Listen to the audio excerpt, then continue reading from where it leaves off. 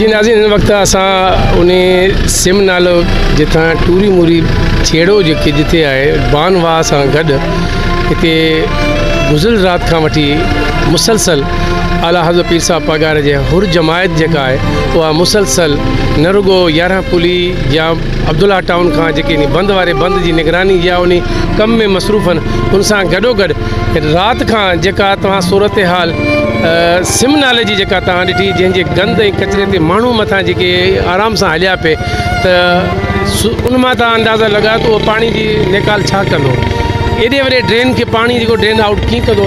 इहा हुर जमायत आहे जेका पंहिंजी जदोजहद ऐं मुसलसल जेके काविशूं जारी रखियूं ऐं राति बि तव्हां ॾिठो हूंदो त 2 बजे 2:30 बजे ते बि रईस मुराद अली निज़ामानी साहब जेके असांजा मौजूदा जीडे जा काउंसलर बि जेके आहिनि कामयाबु उम्मीदवार असांजा बि आहिनि।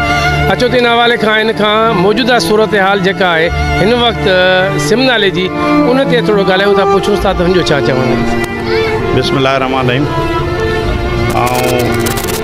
ॾाढो थोरा तव्हां असांजी शाइन टीवी जो जिन उहे शयूं लाइव ॾेखारियूं आहिनि, छो जो ड्रोन जे तवसुक सां 83 हुजे या ही जेके एरियाज़ आहिनि तमामु बहितर नमूने सां माण्हुनि ताईं पुॼाया आहिनि, जंहिंजे करे माण्हुनि खे सही ख़बर पए थी। असांजी जेको आहे जेतिरो बरसाति पई आहे उन ॾींहं खां असां एक्टिव रहिया आहियूं ऐं पाण रहियो आहे, जमायत रही आहे त भई पाणी जी पोज़ीशन छा आहे।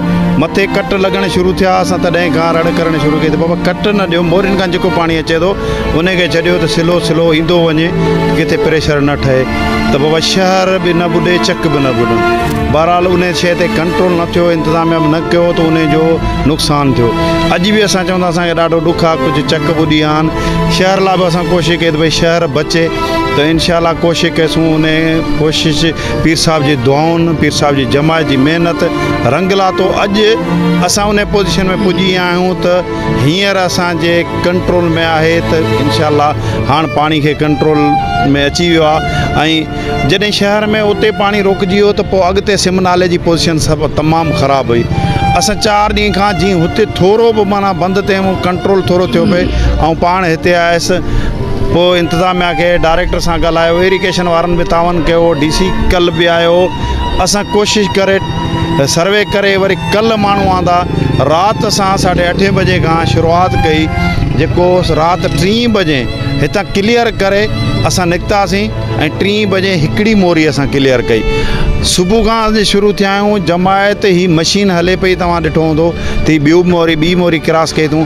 पाणी जे फ्लो में इलाही फ़र्क़ु अची वियो आहे। इनशाला ही ॿ 3 मोरियूं अञा मथे आहिनि, जीअं उहे खुलंदियूं त इनशाला तव्हां ॾिसंदव त ही सिम नाले जो प्रेशर लहंदो, ही चकनि में बि पाणी में ला थींदी।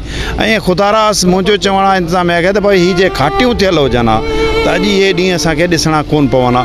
2 महीना अॻे जॾहिं वार्निंग मिली वई त बाबा बरसातूं तेल वधीक आहिनि, बरसातूं वधीक आहिनि, बहरहाल उन ते इंतिज़ामिया उहो कंट्रोल न थियो, न अमल कयो। भई सियासी गवर्नमेंट ई उन गवर्नमेंट जो कमु हो त उन ते अमल कराइण कोन थियो। हींअर जमायत असां गॾिजी कोशिशि में आहियूं त ही जेको शहर आहे सांगड़ उन जो बचाव कयूं। हीअ असांजा चक कॉलोनियूं असां इन्हनि खे दिफ़ा ॾियूं।